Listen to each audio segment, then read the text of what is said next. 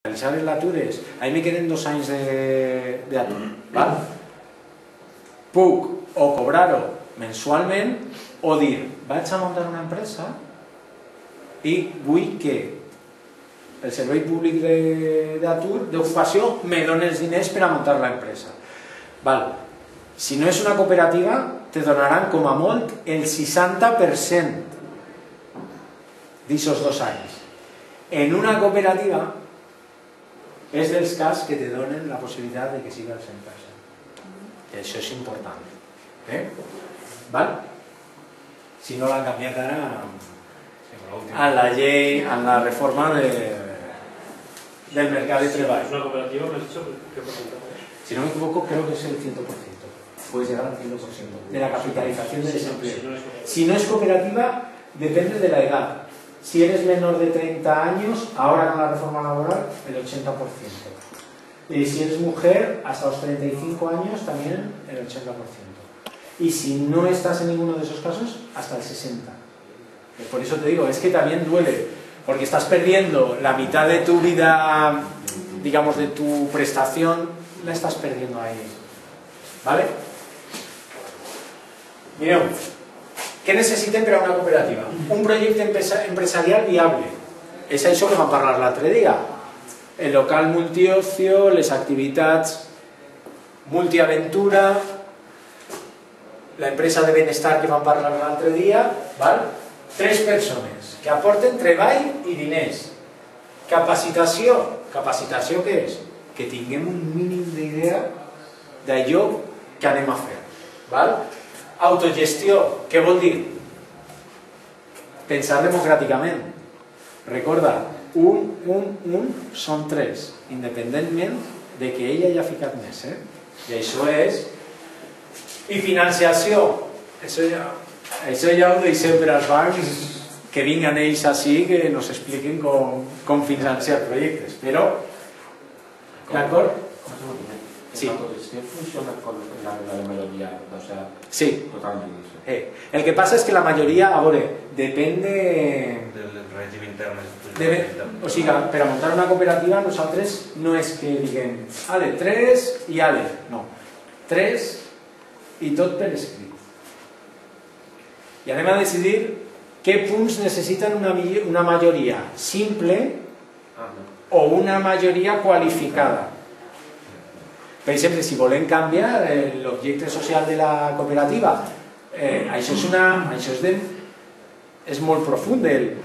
Tal vegada ja no és que amb 2 sinó que serà precís les 2/3 parts de...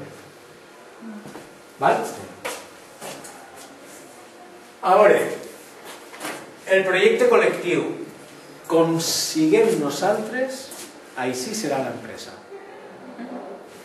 Pur i dur.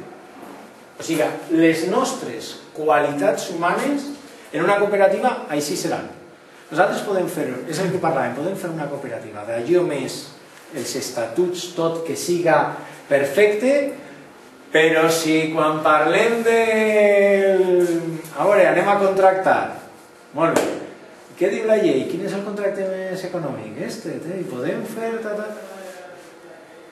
O sigui, són les persones. Si nosaltres som persones obertes, democràtiques, que pensem que la comunicació ha de ser horitzontal, així serà la companyia. Si pensem que ha de ser de dalt cap a baix, serà un altre tipus de companyia. Les motivacions a l'hora de muntar una empresa són les mateixes que per a muntar un bar. Volem ser independents, volem autorealitzar-nos, volem crear qualsevol cosa pròpia. Aleshores, què fem? Si tenim tot això, per què ens dediquem a fer una cooperativa? Per els valors. I no són uns ideals. A mi m'agrada dir, soc una persona superdemocràtica. No. A part de l'ideal, és que en la gestió de la cooperativa, aquest valor és la sang de la cooperativa. Democràcia. Gestió democràtica. 2 vots guanyen a 1. Igualtat. Tenen els mateixos drets i les mateixes obligacions. Equitat.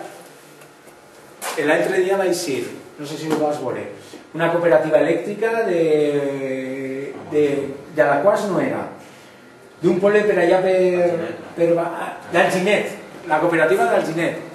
Ells apliquen això de l'equitat. Tenen uns guanys a l'any, doncs este any han donat $500.000 o 50.000 euros han donat per a material escolar a les escoles del poble. És a dir, qui me fa guanyar diners? El poble? Doncs jo. Solidaritat. Això és molt important, perquè és com un matrimoni, per a lo bo i per a lo roïn, d'acord? Compromís i vocació social. O sigui, si realment volem fer qualsevol cosa per al nostre poble, per al nostre territori, per a la nostra gent. Val? Capacitat tècnica, és el que vam parlar l'altre dia. Jo, si soc de Madrid, difícilment faré un negoci relacionat amb el sector marítim. Jo el que faré, quan me monti una cooperativa, és una cosa que jo sàpiga fer. Vosaltres que esteu fent el cicle d'activitats esportives, no? Vos agrada això i teniu un coneixement d'aquest món. Vos ficareu en aquest tipus de negoci. Capacitat de liderazgo. Ahí me podeu dir el lideratge és molt sutil. Nosaltres podem ser líders sent una persona discreta, sin... Lideratge jo crec que és fer les coses com toca i fer equip. I en un equip tu necessites una persona xerradora, una persona que no ho siga tant, una persona que siga... M'enteneu? És que amb això el que vull és trencar un poquet... Els emprenedors són supermans. I qualitat humana, el que hem parlat. Com siguem nosaltres serà l'empresa. I ara anem a parlar de les persones a les cooperatives. Anem a veure totes com podem organitzar una cooperativa. Hem parlat que són 3 persones, no? N'hi haurà socis treballadors, que serem vosaltres 3. Sou els socis. Sou persones físiques, no sou empreses. I que aporteu treball i capital. Feu l'aportació mínima dels 3.000 euros. Com? Amb un procediment de sol·licitud. O sigui, ja hem establert com una persona se pot fer sòcia de la cooperativa. Normalment treballem a temps complet. Normalment. Però si establim els estatuts, que pot ser a temps parcial, no n'hi havia cap problema. Decidim quin règim de seguretat social, autònom o per compte d'altre.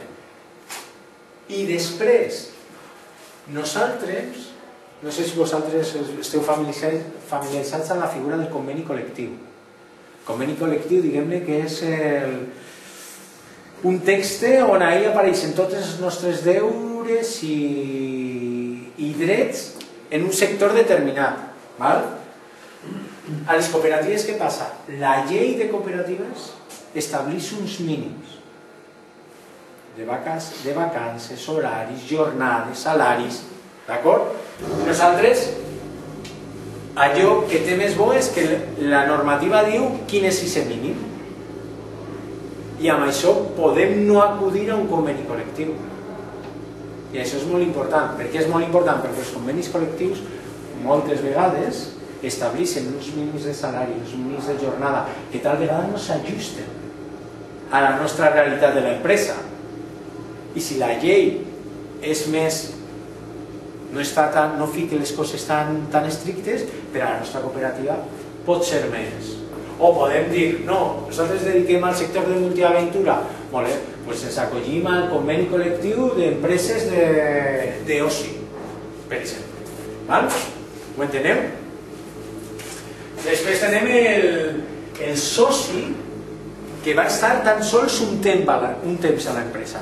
Com a màxim, diu la llei que pot estar 3 anys vinculat.